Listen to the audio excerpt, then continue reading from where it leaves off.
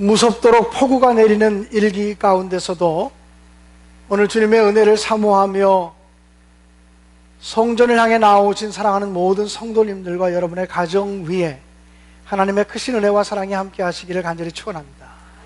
오늘 시온 성가대의 찬양이 시편 1편 복 있는 사람 그 말씀을 가지고 찬양을 했는데 설교 한 편 들은 것처럼 은혜가 됩니다. 고맙습니다. 예전에 신비한 TV 서프라이즈라고 하는 프로그램에서 본 내용입니다. 예수님이 최후의 만찬을 하는 그림을 그린 사람이 참 많지만 레오나르도 다빈치라고 하는 사람이 최후의 만찬을 그렸는데 약 7년에 걸쳐서 그 그림을 그렸다는 것입니다. 그런데 이 다빈치가 최후의 만찬을 그릴 때 가장 힘들었던 부분은 예수님의 얼굴을 그리는 것과 가룟 유다의 얼굴을 그리는 것을 가장 힘들게 생각했다고 합니다. 예수님의 얼굴을 어떻게 인자하신 예수의 얼굴을 그릴까? 또 어떻게 겉으로는 예수님께 충성하겠다고 하면서도 속으로 딴 마음을 가지고 있는 이중적이고 가증한 그런 가룟 유다의 얼굴을 그릴 수 있을까? 이런 부분이 매우 힘들게 생각하는 부분이었다고 합니다. 그래서 레오나르도 다빈치는 그 모델을 찾아다니기 시작했습니다. 먼저 예수의 모델을 찾기로 결정하고 이곳저곳 교회를 다니면서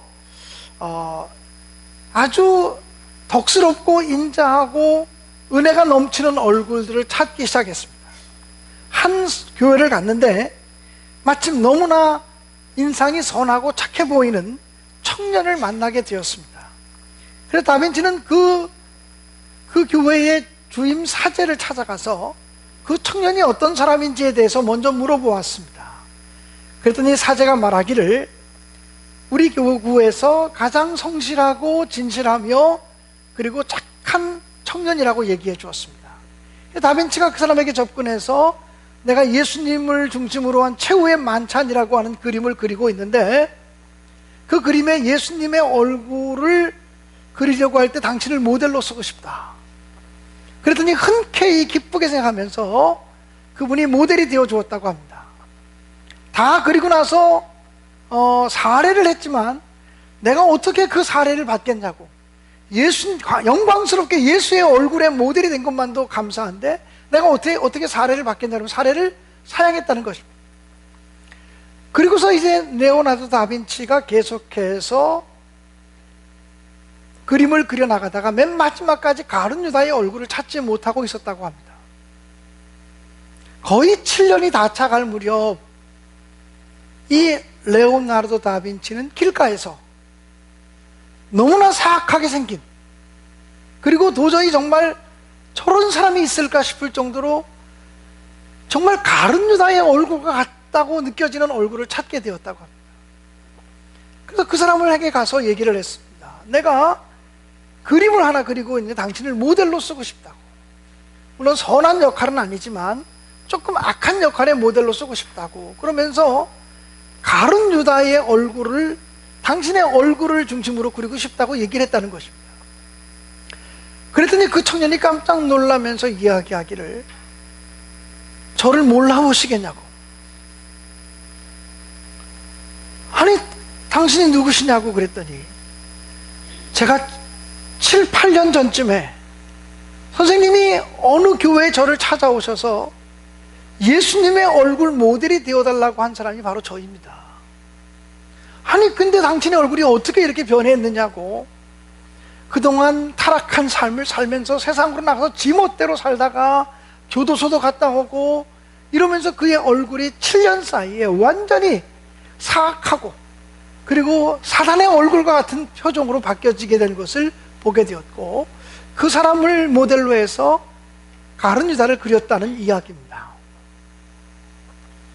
그래서 이 신비한 TV 서프라이즈라고 하는 프로그램에서 보았던 내용을 가지고 얘기하자면 레오나르도 다빈치가 최후의 만찬을 그릴 때 예수님의 모델과 가룟 유다의 모델이 한 모델이었다고 하는 것입니다. 여러분, 사람의 얼굴이 그렇게 달라질 수 있습니다.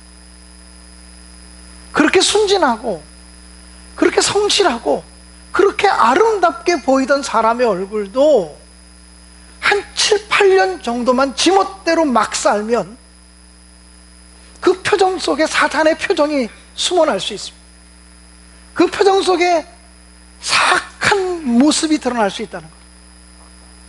그래서 미국의 16대 대통령이었던 아브라함 링컨 대통령은 말하기를 사람이 나이가 40이 되면 자기 얼굴에 대해서 책임을 져야 합니다라고 말했습니다. 적어도 40살 이전까지의 얼굴은 아버님과 아버지와 어머니, 부모님들이 내게 물려주신 얼굴과 표정을 가지고 살아갑니다. 그러나 나이가 40이 이상 되고 나면 내가 그동안 어떤 마음을 품고 살았는지, 어떤 생각을 하고 살았는지에 따라서 얼굴 표정이 얼마든지 달라질 수 있다는 거예요. 사랑하는 여러분, 다른 사람들이 여러분의 얼굴 표정을 보면서 살아계신 예수님을 느낄 수 있을까요? 다른 사람들이 여러분의 표정을 보면서 주님의 마음을 읽을 수 있을까요?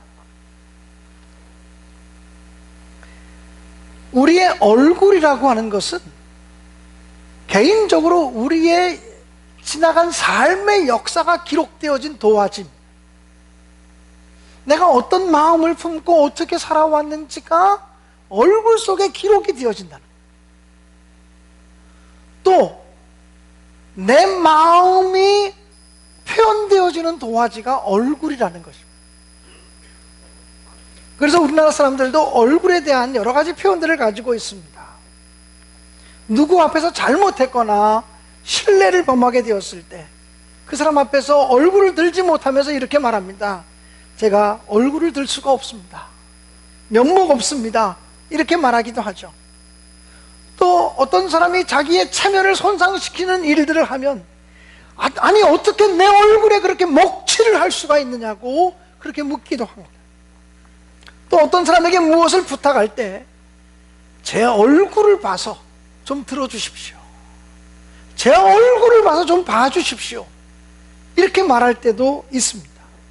다시 말하면 우리 사람의 얼굴이라고 하는 것이 단순히 외형만 얘기하는 것이 아니라 내 개인의 삶과 인격과 삶의 역사가 드러나고 있는 도화지, 이것이 바로 얼굴이라는 것입니다. 오늘 우리는 사도행전 6장 15절, 6장 마지막 절에서 아주 인상적인 표정을 가진 사람을 만나게 됩니다. 스데반 집사입니다. 스데반 집사는 7명의 집사 가운데 한 사람입니다. 지난주에 제가 여러분과 말씀을 나눴던 것처럼 초대교회는 구제하는 일을 어떻게 할 것인가라는 문제 때문에 교회 안에 불평과 불만이 생겨지게 되었습니다. 그리고 그 일 때문에 히브리파 유대인들과 헬라파 유대인들로 나누어져서 갈등하게 되었고 분열의 조짐이 나타나게 되었습니다. 교회 안에 분열의 역사가 일어날 때 이것을 어떻게 해결할 것이냐, 이 문제를 가지고 고민하고 기도하다가 초대교회는 보다 적극적이고 능동적인 방법으로 이 일을 감당할 만한 좋은 일꾼을 세우기로 했고, 성령이 충만하고 지혜가 충만한 사람 7을 세워서 구제하는 일들을 맡기게 되었다고 성경은 기록하고 있습니다. 스데반 집사는 그때 뽑혔던 7명의 집사 가운데 한 사람입니다. 그런데 이 스데반 집사가 말씀을 증거하다가 유대인들에게 그것이 밉보이게 되어서 붙잡혀가게 됩니다. 그리고는 유대인들은 스데반 집사를 돌로 쳐 죽이려고 합니다. 그런데 그때의 스데반 집사의 얼굴을 성경은 기록하기를 천사의 얼굴과 같았다라고 표현하고 있습니다. 스데반 집사의 얼굴이 천사의 얼굴과 같았다. 오늘 저는 어떻게 스데반 집사의 얼굴이 천사의 얼굴처럼 될 수 있었을까? 또 우리가 어떻게 살아야 우리의 얼굴도 천사의 얼굴처럼 빛나는 얼굴이 될 수 있을까? 이런 주제를 가지고 여러분과 말씀을 나누려고 합니다. 무엇보다 스데반 집사의 얼굴이 천사의 얼굴처럼 될 수 있었던 것은 그분이 성령이 충만했기 때문이었습니다. 사도행전 7장 55절을 보면 죽음을 앞둔 스데반 집사의 모습을 성경은 이렇게 묘사합니다. 스데반이 성령이 충만하여. 스데반은 자기를 죽이려고 돌멩이를 들고 서 있는 사람들 앞에서도 성령이 충만했다라고 표현하고 있습니다. 7 집사를 뽑을 때 기준이 믿음이 충만하고, 성령이 충만하고, 그리고 지혜가 충만한 사람들 가운데 사람들에게 칭찬받는 사람을 세우라고 그렇게 이야기를 했습니다. 또 사도행전 6장 8절에 보면 스데반이 은혜와 권능이 충만하여 큰 기사와 표적을 민간에 행하였다라고 기록하고 있습니다. 내 감정, 내 의지, 내 사상, 내 경험이 나를 지배하고 있을 때는 우리의 얼굴이 빛나는 얼굴이 되어질 수 없습니다. 오직 우리의 얼굴이 천사의 얼굴처럼 빛나는 얼굴이 될 수 있는 비결은 그리스도의 영으로 채워지고, 그리스도의 사상으로 채워지고, 그리스도의 능력으로 충만할 때 이 같은 존귀한 현상이 나타나게 될 줄로 믿습니다. 성령의 임재와 성령의 충만은 차이가 있습니다. 성령이 임재한다, 성령이 우리 안에 들어오셨다라고 하는 것은 무슨 말입니까? 성령의 임재는 우리가 예수를 우리의 구세주로 고백하고 예수님을 우리의 구원자로 인정할 때 동시에 이루어지는 일입니다. 예수님을 통해서 내가 죄사함 받게 됨을 믿고 주님 앞에서 나는 죄인입니다 고백하며 주님 오셔서 나를 다스려 주십시오 고백하는 단계가 성령이 임하는 단계입니다. 성경은 분명히 이야기합니다. 누구든지 성령으로 아니하고는 예수를 주라 시인할 수 없다고 말이죠. 성령이 아니면 누구도 예수님을 주님으로 고백할 수 없다는 것입니다. 그러므로 예수님을 가리켜서 주님이라고 고백할 수 있는 것은 성령이 이미 우리 안에 내주하고 계신 것입니다. 성령의 임재, 성령의 내주하심은 예수를 구주로 고백할 때 이루어지는 것이지만 성령 충만은 성령님으로 우리 안이 가득 차는 것을 의미합니다. 컵에 물을 담아 놓았는데 물이 철철철철 넘치는 단계를 가리켜서 충만이라고 말합니다. 우리 안에 성령님이 내주해 계시는 정도가 아니라 성령님이 주시는 생각과 성령님이 주시는 마음과 성령이 주시는 기쁨으로 넘치는 단계를 성령 충만이라고 말합니다. 사람들은 잘못 이해할 때가 있습니다. 성령의 은사와 성령의 충만을 말입니다. 성령의 은사는 방언으로 나타나기도 하고 예언으로 나타나기도 하고 병 고치는 은사로 나타나기도 합니다. 이것은 성령의 은사입니다. 근데 성령 충만은 무엇이냐면 성령으로 가득 찬 생각과 성령으로 가득 찬 말과 성령으로 가득 찬 표정이 나오는 것을 성령 충만이라고 말합니다. 보통 사람들은 평상시에 예수 잘 믿는 것 같고 온유하고 부드러운 것 같은데 흔들어 놓으면 예수님은 온데간데 없어지고 성령은 온데간데 없어지고 자기가 나오기 시작합니다. 성령 충만한 사람인지 아닌지 건드려 보면 알아요. 사실은 건드려서 흔들어 보면 알아요. 흔들었는데 성령으로 충만한 사람은 성령님으로 반응하게 되어 있습니다. 그런데 성령으로 충만하지 않으면 흔들어 보면 내가 나옵니다. 내 성질이 나오고 내 기질이 나오고 내 분노가 나오게 됩니다. 평생 예수를 믿어도 흔들었는데 성령 충만한 사람은 성령이 나오는 사람이고 흔들었는데 자기가 나오는 사람은 성령 충만하지 않은 사람입니다. 자기 충만한 사람입니다. 자기 기분, 자기 감정, 자기 생각, 자기 의지 이것으로 충만한 사람들입니다. 그럼 우리가 어떻게 하면 성령 충만을 받을 수 있느냐? 성경은 성령 충만에 대해서 얘기할 때 사도행전 5장 32절 인상적으로 이렇게 기록하고 있습니다.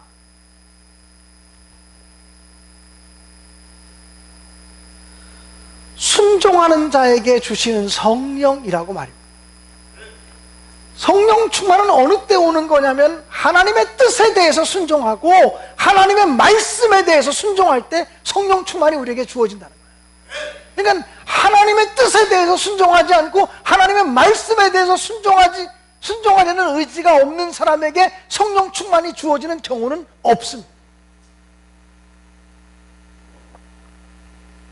그러므로 여러분, 항상 어제도 오늘도 내일도 하나님의 뜻에 대해서 내가 목숨을 걸고 순종하겠습니다. 하나님의 말씀에 대해서 내가 생명을 걸고 충성하겠습니다. 순종하겠습니다. 이 고백이 있다면 오늘도 우리는 성령 충만한 사람입니다. 그런데 하나님의 뜻이 내 뜻과 맞은지 한번 들어보고 순종하겠습니다. 하나님이 요구하시는 것이 내가 받을 만한지 안 받을 만한지 검토해보고 순종하겠습니다. 이것은 충만한 상태가 아닙니다. 무엇라 말씀하시던 무슨 명령을 내리시던 하나님의 말씀에 대해서는 순종하겠습니다. 하나님의 뜻에 대해서는 순종하겠습니다. 이것이 바로 성령 충만한 단계라는 것입니다. 그러므로 스데반 집사가 천사의 얼굴과 같이 변화될 수 있었던 것은 자기를 둘러싸고 돌로 치려고 하는 사람들 앞에서도 스데반 집사는 하나님의 뜻이 무엇인가를 물었고 하나님의 말씀에 순종하는 것이 무엇인가를 묻고 있었기 때문에 성령 충만한 얼굴 그리고 그 표정이 나타났다라고 하는 의미입니다. 사랑하는 여러분, 하나님의 뜻에 대해서 하나님의 말씀에 대해서 순종하려고 결단하시는 저와 여러분이 될 수 있기를 주님의 이름으로 간절히 축원합니다. 지금 유대인들은 혈기가 등등해서 돌을 들고 스데반 집사를 쳐 죽이려고 하고 있습니다. 그들은 극도로 흥분되어져 있습니다. 그들의 얼굴이 시뻘겋을 것입니다. 그들의 마음은 증오로 가득 차 있었을 것입니다. 그런데 스데반 집사는 자기를 향해서 얼굴을 붉히고 있는 그들, 자기를 향해서 증오감을 쏟아내고 있는 그들을 쳐다보지 않았습니다. 성경을 보니 눈을 들어 하늘을 바라보았다고 성경은 기록하고 있습니다. 사랑하는 여러분, 우리가 바라보고 있는 대상을 닮아가게 되어져 있습니다. 내가 미워하는 사람인데 그 사람을 계속 바라보고 있으면 나도 그 사람이 미워집니다. 나를 싫어하는 사람을 내가 계속 쳐다보고 있으면 내 마음속에도 그 사람이 싫다는 감정이 생기게 됩니다. 여러분, 제가 군대에서 육군 병장 제대했는데요, 저는 군대에서 정말 지독한 고참을 만났어요.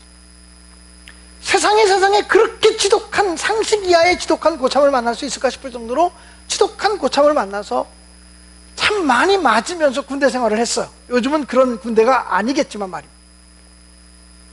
그런데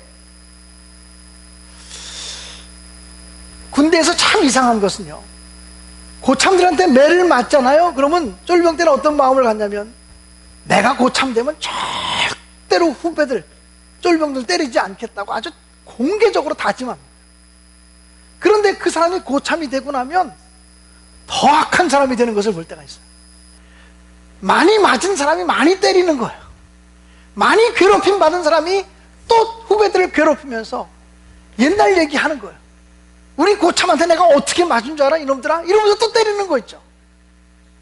여러분, 시집살이 많이 한 며느리가요, 시집살이 하면서는 그 어머니 지겨워 죽겠다 그러면서 자기가 나중에 시어머니가 되면 절대로 며느리 시집살이 안 시키겠다고 다짐합니다. 그런데 안 그래요. 실제로 시어머니가 되면 자기가 받은 것만큼 그대로 돌려주는 시어머니가 되는 경우들이 참 많습니다. 왜냐하면 미워하면서 닮는 거예요. 싫어하면서 닮는 거예요. 그 사람 바라보면 그 사람 닮아가는 거라고 하는 말이죠. 군대에서 저를 그렇게 힘들게 했던 저희 고참은요, 보통 이렇게 군대 제대할 때쯤 되면 방명록 써주거든요. 그 후배들이 노트 하나에다가 그동안 군대 생활하고 고생하셨다고, 사회 가면 잘 사시라고 덕담 써주는 게 방명록이거든요. 그 고참 제대할 때가 돼서 우리 그 부서에 있는 저희들이 중대원들에게, 한 80여 명의 중대원들에게 방명록을 다 돌렸어요. 그리고 방명록을 딱 걷어서 포장해서 그 병장한테 줘야 되는데 줄 수가 없었어요. 왜냐하면 그걸 열어보니까 전부 욕만 써 있는 거예요. 저주만 써 있는 거예요. 더 이상 그분에게 줄 수가 없어서 주지 못했습니다. 그리고 아무리 지독하게 나쁘게 군대 생활한 사람이라도 제대할 때쯤 되면, 제대하는 날 중대원들이 다 나가서 김 병장님 수고하셨습니다, 잘 가세요, 사회에서 잘 사세요 하고 손은 들어주는 게 관례입니다. 그런데 저를 그렇게 힘들게 했던 그 고참 병장이 제대할 때 중대원 아무도 안 따라 나갔습니다. 한 명도 안 따라 나갔어요. 아니, 딱 한 명 따라 나갔습니다. 누가 나간 줄 아십니까? 제가 나갔습니다.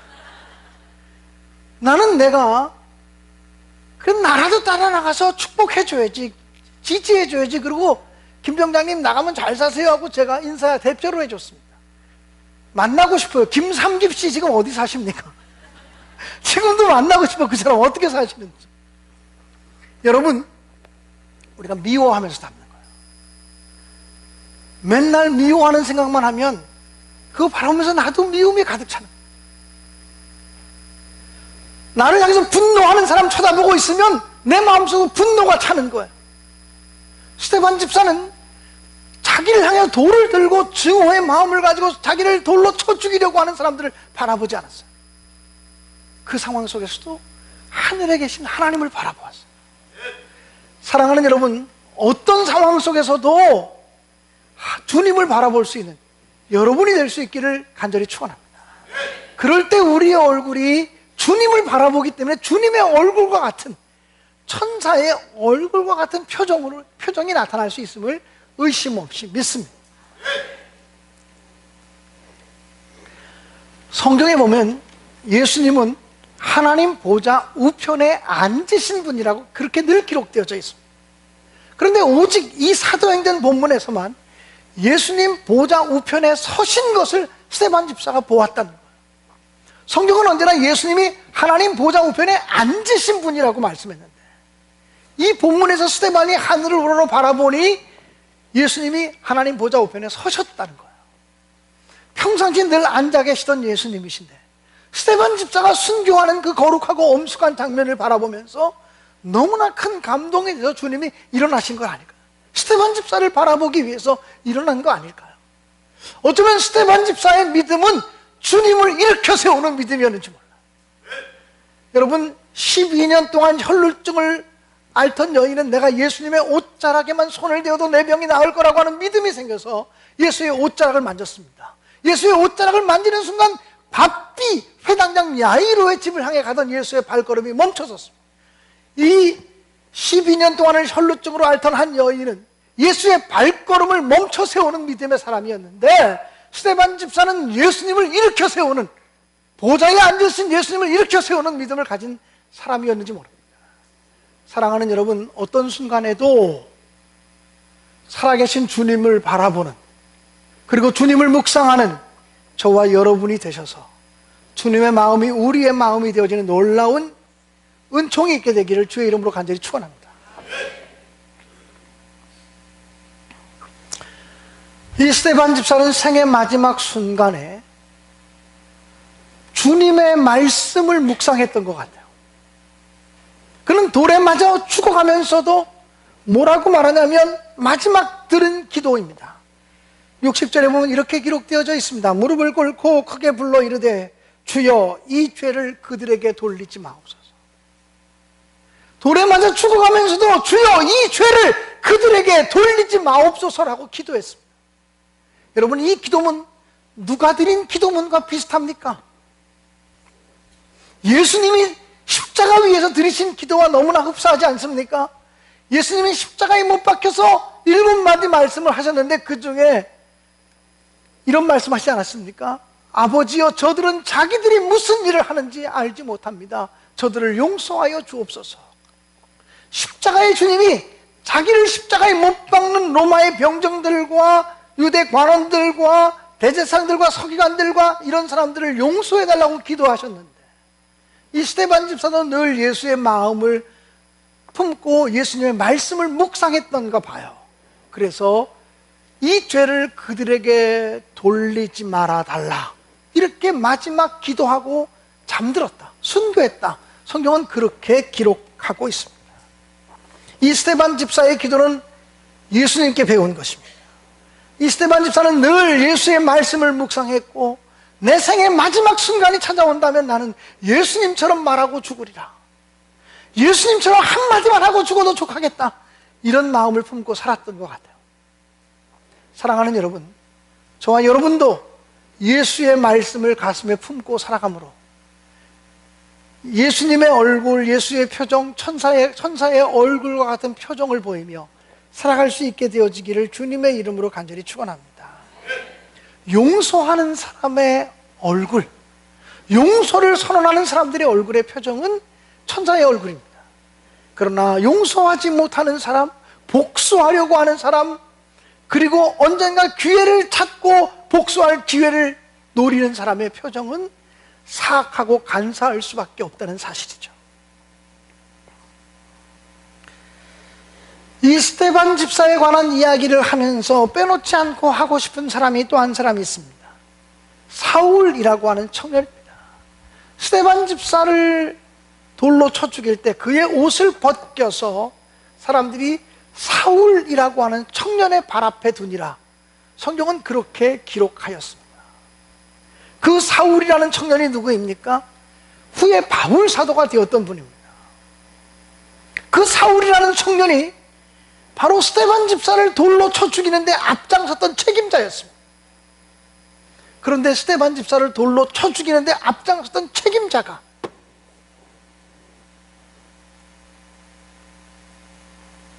후에는 자기도 순교하며 복음을 증거하는 사람으로 변화되게 됩니다. 많은 성서학자들은 사도 바울의 회심이 순간적이었느냐 또는 점진적이었느냐 이렇게 질문하면서 사도 바울의 회심이 다메섹 도상에서 어느 한순간에 이루어진 거긴 하지만 적어도 사도 바울의 회심은 점진적으로 이루어진 것이었다고 해석합니다. 이 사도 바울이 스데반 집사가 죽어가면서 그의 얼굴 표정이 천사의 표정과 같고 그 험악한 상황 속에서도 하늘을 우러러 바라보며 용서의 말씀을 선포했던 이 스데반 집사에 대한 인상을 깊게 가지게 되었다. 예수가 누구이길래, 믿음이라는 것이 무엇이길래 저렇게 평온할 수 있을까? 믿음이 무엇이길래 저렇게 담대할 수 있을까? 믿음이 무엇이길래 자기를 돌로 쳐 죽이는 사람들에게 용서를 선포할 수 있을까? 이 인상이 사울이라는 청년의 마음속에 남아있어서 예수가 누군지를 묻게 되고 그러다가 다메섹 도상에서 예수를 만나서 회심하는 역사가 일어나게 되었다는 것입니다. 사랑하는 여러분, 20세기의 유명한 신학자 가운데 한 사람인 폴 틸리라고 하는 분이 있습니다. 이 폴 틸리라고 하는 사람은 이런 이야기를 했습니다. 누구나 그리스도인이 되기 전에 참된 그리스도인을 만나야 한다. 누구나 그리스도인이 되기 전에 먼저 참된 그리스도인을 만나야 된다라고 말했습니다. 오늘 저는 폴 틸리라고 하는 신학자의 그 말씀 앞에서 회개합니다. 그동안 나를 만난 사람들이 나를 참된 그리스도인으로 정말 보았을까? 나를 보면서 예수를 느꼈을까? 나를 보면서 살아계신 하나님을 느꼈을까? 나의 표정과 나의 말투를 보면서 주님의 승리를 느꼈을까? 예수의 온화하고 평화로운 마음을 발견할 수 있었을까? 분노하고 짜증내고 불평하고 원망했던 나의 모습 때문에 상처받은 사람은 없을까? 목사가 왜 저래? 이러면서 상처받은 사람은 없었을까? 아니 목사님도 저렇게 화를 낼 수 있나? 아니 목사님도 저럴 수가 있나? 하는 나의 모습을 보면서 실망한 사람은 없었을까? 있었을 것 같아요. 그래서 이 말씀 앞에 회개하고 싶은 거예요. 누구나 그리스도인이 되기 전에 참된 그리스도인을 만나야만 한다. 여러분은 정말 여러분의 얼굴 표정을 통해서 부활하신 주님의 승리를 증언하고 있습니까? 여러분의 얼굴을 보면 승리하신 주님이 느껴집니까? 여러분의 얼굴 표정을 통해서 기쁨의 근원이고 감사의 근원이신 예수 그리스도가 증거되어지고 있습니까? 예수는 믿는데, 교회는 다니는데, 성령은 받았다고 했는데 우리의 삶 속에 낙심과 절망의 표정이 드러날 때가 얼마나 많았습니까? 사랑하는 여러분, 저와 여러분의 얼굴도 스데반 집사의 얼굴처럼 천사의 얼굴, 빛나는 천사의 얼굴처럼 변화될 수 있게 되어지기를 주님의 이름으로 축원합니다. 그냥 이것은 인상 좋다, 아, 저 사람 인상 좋다, 이런 인상을 얘기하는 것이 아니에요. 고난을 뚫고 나오는 환희와 기쁨과 감사의 능력을 이야기하는 것입니다. 절망을 뚫고 나오는 그리스도의 승리를 증언하고 있는 것입니다. 오늘 저와 여러분이 이 무더위를 살아가고 있습니다. 찌는 듯한 더위 속에서도, 또 때를 따라 게릴라성 폭우가 쏟아지는 이 무서운 장맛빛 속에서도 마음의 평안과 기쁨과 감사를 잃어버리지 않는 활기 넘치는 그런 신앙생활을 할 수 있게 되어지기를 주님의 이름으로 간절히 축원드립니다. 기도하겠습니다.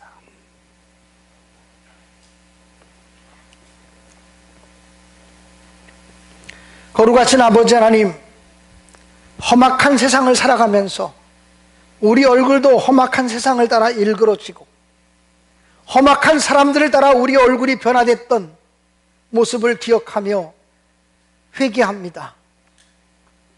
예수를 믿는다고 하면서도, 교회를 다닌다고 하면서도, 성령의 능력을 경험했다고 하면서도 우리의 얼굴과 우리의 표정 속에서 살아계신 주님, 승리의 주님을 증언하지 못한 것을 용서하여 주옵소서. 우리의 얼굴과 우리의 표정 속에서 고난을 뚫고 나오는 감사, 고난을 뚫고 나오는 기쁨을 증언하지 못한 것을 주님 용서하여 주시고, 스데반 집사의 표정이 천사의 얼굴과 같이 되었던 것처럼 오늘 우리들의 얼굴도 천사의 얼굴처럼 예수님의 마음을 증언하는 얼굴들이 되도록 인도하여 주옵소서. 주님을 바라보게 하시고 성령 충만하기를 원하며 끝까지 용서의 선포와 용서의 말을 할 수 있는 우리의 입술이 되어지기를 원합니다.